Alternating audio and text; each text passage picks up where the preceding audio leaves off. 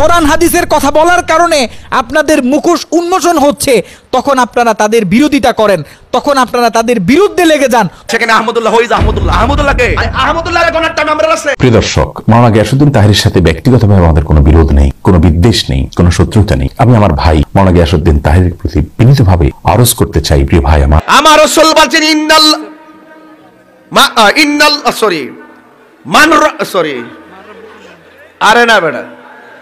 আসসালামু আলাইকুম। আমি আপনাদের কাছে দেখাবো হঠাৎ গিয়াসউদ্দিন তাহের হুজুর ও শায়েখ আহমদুল্লাহ হুজুরের তর্ক বিতর্ক এতটুকু চলে যাবে আমি ভাবতে পারিনি।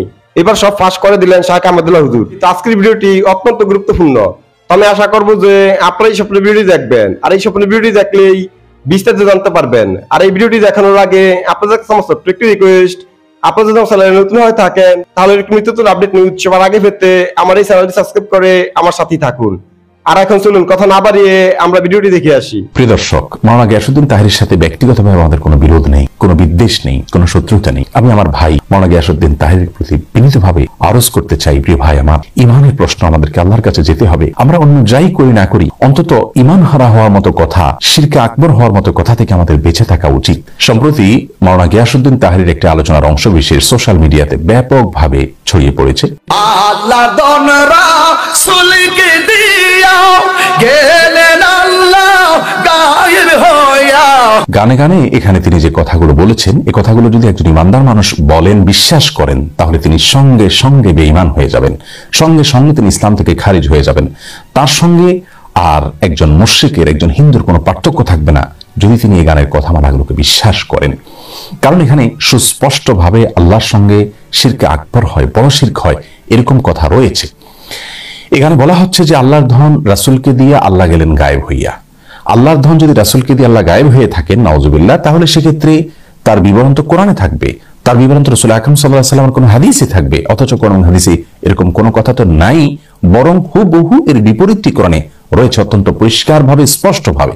সূরা আনআম সহ কোরআন কারীমের 2 জায়গায় আল্লাহ রাব্বুল আলামিন বলেছেন তার রাসূলকে নির্দেশ দিয়ে, কুল লা আকুলু লাকুম ইনদি খাযাইনুল্লাহ ওয়া লা আ'লামুল গায়ব। হে রাসূল, আপনি বলে দিন মানুষদেরকে, আমি কখনো তোমাদেরকে এই কথা বলি না যে আল্লাহর ধনভাণ্ডার আমার কাছে আছে এবং আমি গায়েবও জানি না।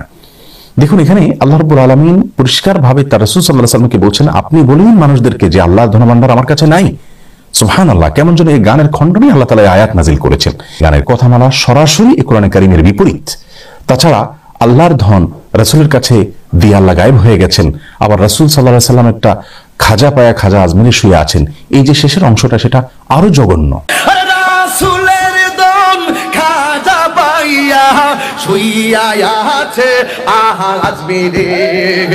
আল্লাহ রাব্বুল আলামিনের ধর্মভাণ্ডার যেখানে রাসূল আকরাম সাল্লাল্লাহু আলাইহি ওয়াসাল্লামের কাছেই নাই, সেখানে খাজার কাছে কোথা থেকে আসবে? আবার খাজার দরবারেতে কেউ ফিরে না খালি হাতে। এই যে কথা বলা হচ্ছে, খাজার দরবার থেকে কেউ খালি হাতে ফিরবে না। খাজা কি কাউকে দেওয়ার কোনো ক্ষমতা আছে? পৃথিবীর কোনো কবর, সেটা যত বড় নেককার মানুষের হোক না কেন, যত বড় ভালো মানুষের হোক না কেন, তার কবর থেকে, তার কবর জিয়ারত করে সেখান থেকে মানুষের কোনো কিছু পাওয়ার কোনো সুযোগ আছে? কোরআন হাদিস বলে, ইসলাম বলে, সেখান থেকে মানুষের পাওয়ার কিচ্ছু নেই। রাসূল আকরাম সাল্লাল্লাহু আলাইহি ওয়াসাল্লাম তার এক সাহাবীকে বলেছেন, ওয়া ইযা সাআলতা ফাসআলিল্লাহ ওয়া ইযা ইসতাআনতা ফাসতাইন বিল্লাহ। কিছু চাইতে হলে আল্লাহর কাছে চাইবে, কোনো সাহায্য চাইতে হলে আল্লাহর কাছে চাইবে। কোনো কবর, কোনো মাজার, এখানে কি কোনো কিছু চাওয়া যাবে না? প্রতিদিন আমরা সালাতের প্রত্যেক রাকাতে সূরা ফাতিহা তেলাওয়াত করে থাকি, সেখানে আল্লাহ আমাদের শিক্ষা দিয়েছেন বলার জন্য, ইয়াকা না'বুদু ওয়া ইয়াকা নাস্তাইন। হে আল্লাহ, আমরা আপনারই শুধু ইবাদত করি এবং আপনার কাছেই শুধু সাহায্য চাই। তার মানে সাহায্য আল্লাহ ছাড়া কারো কাছে চাওয়া যাবে না। সেখানে খাজার দরবার থেকে কেউ খালি হাতে ফিরে না, সেখানে যে চাওয়ার জন্য আমাদেরকে নির্দেশ দেওয়া হচ্ছে, নির্দেশনা দেওয়া হচ্ছে। গানের এই কথামালা, এগুলো গিয়াসউদ্দিন তাহের সাহেব আবৃত্তি করেছেন। সেখানে আল্লাহ রাব্বুল আলামিনকে একরকম নিষ্ক্রিয় প্রমাণ করা হলো যে আল্লাহ গায়েব হয়ে গেছেন রাসূলের কাছে দায়িত্ব দিয়ে, তার কাছে ধনভাণ্ডার দিয়ে। অথচ আমরা জানি আয়াতুল কুরসিতে আল্লাহ রাব্বুল আলামিন বলেছেন যে আল্লাহু লা ইলাহা ইল্লা হুয়াল হাইয়ুল কাইয়্যুম লা তাখুযুহু সিনাতুন ওয়া লা নাওম। আল্লাহ তাআলা চিরঞ্জীব, আল্লাহ তাআলা চিরঞ্জীব এবং তার কখনো তন্দ্রা আসে না। রাসূল আকরাম সাল্লাল্লাহু আলাইহি ওয়াসাল্লাম হাদিস থেকে বোঝা যায় আল্লাহ রাব্বুল আলামিন কিভাবে পৃথিবী কন্ট্রোল করেন। কোরআনে কারীমে আল্লাহ বলেছেন ইউদাব্বিরুল আমর, আল্লাহ রাব্বুল আলামিন সমস্ত বিষয়গুলোকে কন্ট্রোল করে, নিয়ন্ত্রণ করে, সবকিছু আল্লাহ তাআলার হাতে। সেখানে এই ধরনের শিরকি কথা একজন মুসলিমের মুখ থেকে কখনো বাহির হতে পারে না। একজন আলেম তো অনেক পরের কথা, একজন ওয়াইজ বা বক্তা তো অনেক পরের কথা। আরেকজন বক্তা তার পীরের কারামতে বলতে গিয়ে তিনি আল্লাহ রাব্বুল আলামিনের যে পাওয়ার, আল্লাহ রাব্বুল আলামিনের যে শক্তি, সেটা তার পীরের জন্য সাব্যস্ত করেছেন। আমি হযরত কিবলা আলমের সামনে তো গোটা কায়নাত আমার হাতের সামনে। এজন্য আমি কোন বলে এটা ফায়াকুন হয়। আল্লাহ বিল্লাহ, একজন মানুষের ইমান হারা হওয়ার জন্য, কাফির হওয়ার জন্য একথা যথেষ্ট। একথা যথেষ্ট একজন মানুষ বেঈমান হয়ে যাওয়ার জন্য। আল্লাহ রাব্বুল আলামিনের ক্ষমতা হলো তিনি কোন বললে হয়ে যায়, এটা আল্লাহ রাব্বুল আলামিনের পাওয়ার। কোরআন কারীমের 8 জায়গায় আল্লাহ রাব্বুল আলামিন এই কথা বলেছেন বিভিন্ন ভাবে। সূরা ইয়াসিন আল্লাহ রাব্বুল আলামিন বলেছেন ইন্নামা আমরুহু ইযা আরাদা শাইআন আন ইয়াকুলা লাহু কুন ফায়াকুন। আল্লাহ রাব্বুল আলামিন কোনো কিছু চাইলে কোন বলেন, এরপর জিনিস অটোমেটিক হয়ে যায়। সূরা বাকারা 117 নম্বর আয়াতে আল্লাহ বলেছেন বাদিউস সামাওয়াতি ওয়াল আরদ ওয়া ইযা কাযা আমরান ফাইন্নামা ইয়াকুলু লাহু কুন ফায়াকুন। আল্লাহ রাব্বুল আলামিন আসমান এবং জমিনের নবমণ্ডল এবং ভূমণ্ডলের সৃষ্টিকর্তা। তিনি কোনো কিছুর ফয়সালা করলে, কোনো কিছু সৃষ্টি করতে চাইলে তিনি কোন বলেন, এরপরে সেটা হয়ে যায়। এরকম 8 জায়গায় আল্লাহ রাব্বুল আলামিন বলেছেন একই কথা। এটা আল্লাহ রাব্বুল আলামিনের শানে শুধুমাত্র খাটে। আল্লাহর কোনো নেককার বান্দা, আল্লাহর কোনো প্রিয় মানুষ বা পৃথিবীর কারোর যদি এরকম কোনো পাওয়ার তার জন্য সাব্যস্ত করা হয় যে তিনিও কোন বললে হয়ে যায়, তাহলে তাকে তো আল্লাহর সমকক্ষ সাব্যস্ত করা হলো। অথচ আমরা কোরআন কারীমের আয়াত স্পষ্টভাবে জানি যে লাইসা কামিথলিহি শাই, আল্লাহর অনুরূপ, আল্লাহর সমকক্ষ আর কেউ নেই। আমরা সূরা ইখলাস, সূরা কুল হুয়ার মধ্যে পড়ে থাকি ওয়ালাম ইয়াকুল লাহু কুফুয়ান আহাদ, আল্লাহর সমকক্ষ আর কেউ হতে পারে না। সুতরাং কোন পীর বা বুজুর্গের হাতে কোনো পাওয়ার রয়েছে, তিনি কোন বললে সবকিছু হয়ে যায়, এরকমটা যদি কেউ বিশ্বাস করেন, তাহলে সঙ্গে সঙ্গে তিনি বেঈমান হয়ে যাবেন, ঈমান হারা হবেন, মুশরিকে পরিণত হবেন, শিরকে আকবরে লিপ্ত হয়ে যাবেন। আর শিরকে আকবরে লিপ্ত হওয়ার পর কেউ যদি তওবা ছাড়া মৃত্যুবরণ করেন, আল্লাহ রাব্বুল আলামিন তার সেই গুনাহ কখনো মাফ করবেন না, এবং শিরকে আকবরে লিপ্ত হওয়ার কারণে তার পেছনের সমস্ত নেক আমল বরবাদ হয়ে যায়। আল্লাহ রাব্বুল আলামিন কোরআন কারীমে তার রাসূল সাল্লাল্লাহু আলাইহি সাল্লামকে বলেছেন লাইন আশরাকতা লা ইয়াহবাতান্না আমালুক, যদি আপনি শিরকে লিপ্ত হন আপনার সমস্ত আমল বরবাদ হয়ে যাবে। প্রিয় দর্শক, মাওলানা গিয়াসউদ্দিন তাহেরীর সাথে ব্যক্তিগতভাবে আমাদের কোনো বিরোধ নেই, কোনো বিদ্বেষ নেই, কোনো শত্রুতা নেই। আমরা কোনো আলেমের নাম ধরে সমালোচনা করার সম্পূর্ণ বিরোধী। আমরা কখনো কোনো আলেমের নাম ধরে সাধারণত সমালোচনা করি না। বিশেষ করে কোনো আলেম যদি এমন কোনো মত পোষণ করেন যে মতের সাথে আমি একমত নই, কিন্তু তার মতের সপক্ষে কোরআন হাদিসের কোনো দলিল তিনি এমনভাবে পেশ করেন যে কোরআন হাদিসের আলোকে তিনি সে মতটি পোষণ করেছেন, এটি তার একটা বুঝ, তার একটি গবেষণা, এমনটি হতে পারে, তাহলে সেক্ষেত্রে তার বিরুদ্ধে বিষোদ্গার করাকে আমরা সঠিক কাজ মনে করি না। কিন্তু গানে গানে এখানে মাওলানা গিয়াসউদ্দিন তাহেরী সাহেব যে কথাগুলো বললেন, সেগুলো শুধু তার ঈমান হারা হওয়ার জন্য যথেষ্ট নয়। তার এই কথাগুলোকে যারা সায় দিবেন, এগুলোকে যদি কেউ বিশ্বাস করেন, তাহলে সেক্ষেত্রে তারাও ঈমানদার হারা হবেন। এই যে শত শত হাজার হাজার লক্ষ লক্ষ মানুষ তার দ্বারা বিভ্রান্ত হওয়ার সম্ভাবনা রয়েছে, এবং এটা ঈমানের প্রশ্ন। এই জায়গায় আমরা আর চুপ থাকতে পারছি না, এখানে আমাদেরকে কথা বলতেই হচ্ছে। আমি আমার ভাই মাওলানা গিয়াসউদ্দিন তাহেরীর প্রতি বিনীতভাবে আরজ করতে চাই, প্রিয় ভাই আমার, ঈমানের প্রশ্ন আমাদেরকে আল্লাহর কাছে যেতে হবে। আমরা অন্য যাই করি না করি, অন্তত ঈমান হারা হওয়ার মতো কথা, শিরকে আকবর হওয়ার মতো কথা থেকে আমাদের বেঁচে থাকা উচিত। আল্লাহ রাব্বুল আলামিনের ভয়ে অন্তত আপনি তওবা করুন এবং আল্লাহর কাছে ফিরে আসুন, এবং আপনার এই কথাকে আপনি প্রত্যাহার করুন। এতে আপনি আল্লাহর কাছে সম্মানিত হবেন, মানুষের কাছেও সম্মানিত হবেন ইনশাআল্লাহ বিইذنিল্লাহ। আল্লাহ তাআলা আমাদের সকলকে শুদ্ধ এবং সুন্দরের পথে থাকার তৌফিক দান করুন, ঈমান হারা হওয়ার মতো কথা এবং বিশ্বাস থেকে বেঁচে থাকার তৌফিক নসিব করুন। আপনার এই উল্টোপাল্টা কথার কারণে আপনার মাহফিলের স্টেজে আপনার শ্রোতারা আপনার উপর জুতা নিয়ে আক্রমণ করেছে। এই ভিডিও বাংলার লক্ষ কোটি মানুষ দেখেছে। এই ভিডিও এখনো সোশ্যাল মিডিয়াতে ঘোরাঘুরি করে। আপনি যখন দেখেন কোরআন হাদিসের কথা বলার কারণে আপনাদের মুখোশ উন্মোচন হচ্ছে, তখন আপনারা তাদের বিরোধিতা করেন, তখন আপনারা তাদের বিরুদ্ধে লেগে যান। সেখানে আহমদুল্লাহ হই আহমদুল্লাহ, আহমদুল্লাহকে আহমদুল্লাহর কোন একটা নাম্বার আছে। যখন মিজানুর রহমান আজারি হুজুরের এক একটা মাহফিলে লক্ষ লক্ষ যুবক আসতো, হাজার হাজার মানুষ তার তাফসিরের প্রোগ্রামগুলোতে অ্যাটেন্ড করতো, আপনি ওই সময়ও ছোট্ট ছোট্ট বিষয়ে মিজানুর রহমান আজারি হুজুরের সমালোচনা করেছিলেন, কঠোরভাবে তার বিরোধিতা করেছিলেন। মিজানুর রহমান আজহারি, মিজান তোমাকে বলছি এখনো শুনো, তোমার এই মুনাফিকি এগুলো বাদ দিয়ে দাও। আপনি সব সময় মাহফিলের স্টেজগুলোতে বলেন যে তাহিরি এই ক্ষেত থেকে উঠে আসে নাই, তাহিরি যে কোন জায়গা থেকে উঠে এসেছে, তাহিরি যে কোন মাহফিলের স্টেজগুলো থেকে উঠে এসেছে, এটা বাংলার লক্ষ কোটি জনতা খুব ভালোভাবে জানে। যেই তাহিরি দিনের যতটুকু খেদমত করেছেন, দিনের তার থেকে বেশি ক্ষতি করেছেন। কারণ আপনার গাওয়া গানগুলি আজও যুব সমাজ তাদের পিকনিকগুলোতে বাজায়, তাদের কনসার্টগুলোতে বাজায়, হিন্দু বাড়িতে আজও আপনার গাওয়া গানগুলো বাজায়, মুসলিম বাড়ির বিয়ের অনুষ্ঠানগুলোতে আপনার গানগুলো বাজায়। একটু ভালোভাবে চিন্তা করে দেখেন আপনার দ্বারা দিনের কতটুকু উপকার হয়েছে এবং আপনার দ্বারা দিনের কতটুকু ক্ষতি হয়েছে।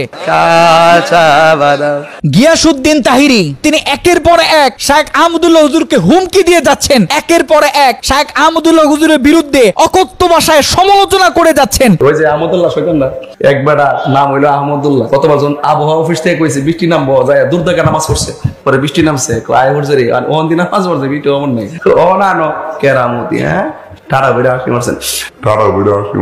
তিনি একের পরে এক শায়েখ আহমদুল্লাহ হুজুরকে আলটিমেটাম দিয়ে যাচ্ছেন। কোন আলেম তো কোন আলেমের বিষয়ে এত কঠিন ভাষায় কথা বলতে পারে না। আরেকটা আছে মুজাফফর বিন মহসিন, এরও আজকে বাপডা হামু জোতারা কইলা সাফারাত মারুম বাতি যা আয়ো মাধবপুর জমিনা দেখবা কারে কয় বাপডা হামু হুতায়েত। কোন আলেম তো কোন আলেমের শানে এত বড় বেয়াদবি করতে পারে না। এই কারণে আমি মনে করি গিয়াসউদ্দিন তাহিরি হচ্ছে একজন মাফিয়া। গিয়াসউদ্দিন তাহিরি সাহেব, আপনি সব সময় মাহফিলের স্টেজগুলোতে বলেন যে তাহিরি এই ক্ষেত থেকে উঠে আসে নাই। তাহিরি যে কোন জায়গা থেকে উঠে এসেছে, তাহিরি যে কোন মাহফিলের স্টেজগুলো থেকে উঠে এসেছে, এটা বাংলার লক্ষ কোটি জনতা খুব ভালোভাবে জানে। আপনার এই উল্টোপাল্টা কথার কারণে আপনার মাহফিলের স্টেজে আপনার শ্রোতারা আপনার উপর জুতা নিয়ে আক্রমণ করেছে। এই ভিডিও বাংলার লক্ষ কোটি মানুষ দেখেছে। এই ভিডিও এখনো সোশ্যাল মিডিয়াতে ঘোরাঘুরি করে। নিজেকে এতটা বড় মনে করবেন না, নিজেকে নিয়ে এতটা বাহাদুরি করবেন না। আপনি শায়েখ আহমদুল্লাহ হুজুরকে আলটিমেটাম দিচ্ছেন, আমি তো মনে করি উল্টো আরো আপনাকে শায়েখ আহমদুল্লাহ হুজুরের কাছে ক্ষমা চাইতে হবে। আপনি তো হচ্ছেন সেই তাহিরি, যেই তাহিরি মাহফিলের স্টেজগুলোতে নেচে গিয়ে ভাইরাল হয়েছিল। আপনি তো শায়েখ আহমদুল্লাহ হুজুরের কথাটাই বুঝেননি যে তিনি আসলে কি বুঝাইতে চেয়েছেন। তিনি কি সত্যিকার অর্থে এইটাই বুঝিয়েছেন যে নবী করিম সাল্লাল্লাহু আলাইহি সাল্লাম 40 বছর আগে নবী ছিলেন না, যেখানে হযরত ঈসা আলাইহিস সালাতু ওয়াস সালাম তিনি তার মায়ের কোলে থেকে বলেছিলেন ক্বালা ইন্নী আবদুল্লাহ আতানিয়াল কিতাবা ওয়া জাআলানি নাবিয়্যা, আমাকে আল্লাহ নবী করে পাঠিয়েছেন, আমাকে আল্লাহ কিতাব দান করেছেন। যেখানে হযরত ঈসা আলাইহিস সালাতু ওয়াস সালাম তার মায়ের কোলে থেকেই নবী, সেখানে আমার নবী কেন 40 বছরে এসে নবী হবে? এইটা আপনি বুঝেন, কিন্তু শায়েখ আহমদুল্লাহ হুজুর কি বুঝে না? তিনি অবশ্যই বুঝেন, কিন্তু তিনি এইটা বুঝাইতে চায় নাই। এটা আপনিও জানেন, আমিও জানি। আপনি কোনো কারণ ছাড়াই তার বিরুদ্ধে সমালোচনা করতেছেন। আপনি তো হচ্ছেন সেই তাহিরি, যেই তাহিরি ডক্টর মিজানুর রহমান আজহারী যখন বাংলাদেশে ছিল, যখন তার জনপ্রিয়তা আকাশচুম্বী ছিল, যখন মিজানুর রহমান আজহারী হুজুরের এক একটা মাহফিলে লক্ষ লক্ষ যুবক আসতো, হাজার হাজার মানুষ তার তাফসিরের প্রোগ্রামগুলোতে অ্যাটেন্ড করত, আপনি ওই সময়ও ছোট্ট ছোট্ট বিষয়ে মিজানুর রহমান আজহারী হুজুরের সমালোচনা করেছিলেন, কঠোরভাবে তার বিরোধিতা করেছিলেন। মূলত আপনার বিরোধিতা কোনো কোরআন হাদিস কেন্দ্রিক না, আপনার বিরোধিতা ইসলাম কেন্দ্রিক না। আপনি যখন দেখেন কোনো আলেম কোরআন হাদিসের কথা বলে অনেক উপরে উঠে যাচ্ছে, কোনো আলেম কোরআন হাদিসের কথা বলে লক্ষ লক্ষ মানুষকে কোরআন হাদিসের দিকে টেনে আনতেছে, আপনি যখন দেখেন কোরআন হাদিসের কথা বলার কারণে আপনাদের মুখোশ উন্মোচন হচ্ছে, তখন আপনারা তাদের বিরোধিতা করেন, তখন আপনারা তাদের বিরুদ্ধে লেগে যান। মূলত আপনাদের বাজাবাজি কোনো কোরআন হাদিস কেন্দ্রিক না, আপনাদের বাজাবাজি হচ্ছে হিংসার বাজাবাজি। আপনাদের এই সমালোচনা হচ্ছে হিংসার সমালোচনা, এটা কোনো কোরআন হাদিস কেন্দ্রিক সমালোচনা না। আমি আপনাকে খুব বিনয়ের সাথে বলবো, আপনি এগুলো বাদ দেন, আলেমদেরকে নিয়ে সমালোচনা করা বাদ দেন। আপনি শায়েখ আহমদুল্লাহ হুজুরের কাছে ক্ষমা চান, আপনি জাতির কাছে ক্ষমা চান, আর ভবিষ্যতে কখনো কোনো আলেমের বিরুদ্ধে এত বড় বেয়াদবি আপনি করবেন না। শায়েখ আহমদুল্লাহ উনি বৃষ্টির জন্য নামাজ পড়ছে, সালাতুল ইস্তিসকা। ঠিক আছে, এটা দলিলে আসে নামাজ পড়া, বৃষ্টি যখন হয় না সালাতুল ইস্তিসকা নামাজ পড়বেন, এটা অবশ্যই সুন্নাত। এবং এই নামাজের পরে রাসূল হাত তুলে দোয়া করেছেন, এটাও সুন্নাত।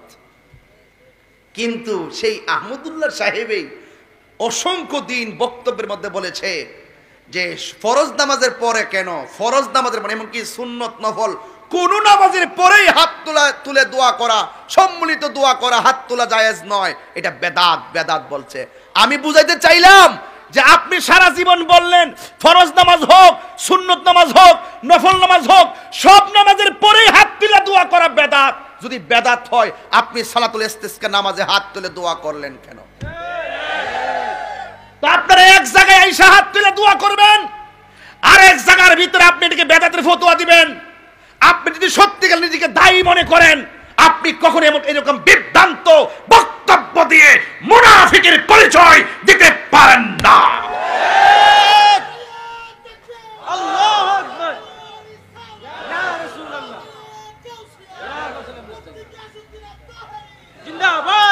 আমি যখন বক্তব্য দিলাম তখন আরেকজন শাইখ, উনাদের জাত ভাই, স্বগোত্রীয় ভাই, নাম হলো মুখতার আহমদ, মুখতার আহমদ সাহেব আয়েশা আমাকে নসিহা করলেন, নসিহত করলেন, ভাই আপনার এটা বলা উচিত হয় না, আপনি সঠিক পথে ফিরে আসুন। তা আমিও বাঁশখালী থেকে মুখতার আহমদ সাহেবকে অনুরোধ করে বলবো, আপনি জাতের টানে এত মাতাল হয়েন না, আপনিও তো ভুল করেছেন। আপনি কি আহমদুল্লাহ সাহেবের বক্তব্য আপনি শুনেন নাই? উনি যে বক্তব্য দিয়েছে, ফরজ হোক, সুন্নত হোক, নফল হোক, যেই কোনো নামাজের পরে হাত তুলে দোয়া করা বেদাত, আপনি এই বক্তব্যটা ভালো করে শুনে আমাকে আপনার নসিহত করা দরকার ছিল। আমি উল্টা আপনাকে নসিহত করব যে কাহারও বিরুদ্ধে কিছু বলার আগে 100 বার চিন্তা করে বলবেন। আমি সম্মান রেখেই বললাম, আমি যা বলেছি সেটাই সঠিক। আমি মেসেজ দিয়েছি যে আপনি এক জায়গায় বলবেন হারাম, আর এক জায়গায় সুযোগ পাইলে পেট্রো ডলার কিংবা ডলার পেয়ে কালার পাল্টাই ফেলবেন, এটা হতে পারে না। আপনার তো ডলার পেলে কালার পাল্টাই ফেলেন, ঠিক কিনা বলেন? বলা হয়েছিল, রসুলকে বলা হয়েছিল, রসুলকে বলা হয়েছিল কোন সময়ের দোয়া উত্তম। রসুল বলছিলেন শেষ রাতের দোয়া উত্তম, আরেকটা হলো ফরজ নামাজের পর সম্মিলিত দোয়া। ফরজ নামাজের পরে দোয়ার পরে দোয়া কবুল, হাত তুলে দোয়া করা, রাসূল নিজে হাত তুলে দোয়া করেছেন এবং ফরজ নামাজের পরে দোয়া কবুল হয় মর্মে প্রায় 23টা হাদিস আছে সহিহ সনদে। আর আপনি বলতেছেন যে রাসূল এই দোয়া কোন সময় পড়ে নাই। এগুলা বেদাত বেদাত বেদাত বেদাত বলে বলে পাবলিক গুলোরে আপনারা ধোঁকা দিচ্ছেন। এই জন্য আপনাদেরকে বলবো, মুখতার আহমদ সাহেবকে আমি অনুরোধ করে বলবো, আপনি আমাকে নসিহত করার আগে আপনার জাত ভাইটাকে নসিহত করা দরকার ছিল। আপনি দালালিতে কথা বলবেন না, দলিল দিয়ে কথা বলবেন। তাহিরি কখনো দলিল ছাড়া কথা বলে না। আমি যাকে ধরি, আমি যাকে ধরি এমনিই ধরি না। কিন্তু মনে রাখবেন, কয় মানুষকে নিয়ে অন্যজনকে নসিহত করার আগে নিজে সংশোধন হন। আতামুরুনান নাসা বিল বিররি ওয়া তানসাউনা আনফুসাকুম, তোমরা মানুষকে দ্বীনের পথে আসার জন্য আহ্বান করছো, অথচ নিজেরাই দ্বীন থেকে দূরে সরে আছো, নিজেকে নিজে ভুলে আছো, আর মানুষকে দ্বীনের পথে আহ্বান করো। এটা হতে পারে না, এটা কখনো কামেল মুকাম্মেল হতে পারে না। রাসূল আল্লাহ পাক বলেছেন, তুমি মানুষকে দ্বীনের পথে উপদেশ দিচ্ছ আর নিজেরা ভুলে আছো। আমি বলবো, শাইখ আহমদুল্লাহ সাহেবেরা আর মুখতার আহমদ সাহেবেরা নিজেদেরকে ভুলে আছে, কিন্তু পেট্রো ডলার পেয়ে মানুষকে বুঝাইতে আসে ভুল টুল আর মন গড়া বক্তব্য দিয়ে জাতিকে বিভ্রান্ত করছে। শুধুমাত্র এটা না, আমি এই বক্তব্যে আরো বলছিলাম, একজন শায়েখ বলছিল, আব্দুর রাজ্জাক বিন ইউসুফ বলছিল যে চেয়ারে বসে খাওয়া, টেবিলে বসে খাওয়া, এগুলা বেদাত, এগুলা ইহুদি খ্রিস্টানদের কাজ, এগুলা করা যাবে না। আমি সেদিন বক্তব্যটা দিয়েছিলাম, কিন্তু আমি ঢাকা মিরপুরে এই বক্তব্য দিয়ে 27 দিন ঢাকা মিরপুরে বক্তব্য দিয়েছিলাম। আমি সেই মাহফিলে এটাও বলেছি, আপনি এক বক্তব্য আব্দুর রাজ্জাক বিন ইউসুফ সাহেব, আপনি এক বক্তব্য বলেছেন চেয়ারে বসে খাওয়া, টেবিলে বসে খাওয়া ইহুদি খ্রিস্টানদের কাজ, কিন্তু কয়েকদিন পরে দেখলাম আপনি শুধু একা না, আপনার দল বল সবকে নিয়ে চেয়ারে বসে খাচ্ছেন। আমি বুঝাইতে চাইলাম, যেটা বৈধ কাজ, যেটা হালাল, যেটা জায়েজ, এই জায়েজ কাজগুলোকে কখনো কখনো এক জায়গায় বলেন হারাম, এক জায়গায় বলেন হারাম, আরেক জায়গায় বলেন বেদাত, আর নিচে যখন করেন খুব আরাম পান। আমি বলছি, জাতিকে বিভ্রান্ত করবেন না, জাতিকে বিভ্রান্ত করবেন না। আপনাদের এই সমস্ত অসংখ্য আর নিফাক বিল ইতিকাদ মানে মুনাফিকি সম্মিলিত অনেক বক্তব্য আমাদের হাতে জব্দ আছে, এখনো সময় আছে, আপনারা সংশোধন হয়ে যান। কথা বলেন ঠিক না বেঠিক? কাউকে নসিহত করার আগে নিজে ভালো করে জাস্টিফাই করবেন কি বলতে চেয়েছি। আপনিও এসে নাক গলালেন, আপনি ভালো করে আপনার স্বগোত্রীয় ভাইয়ের পূর্বের বক্তব্য শোনা দরকার ছিল। কথা বলেন ঠিক না বেঠিক?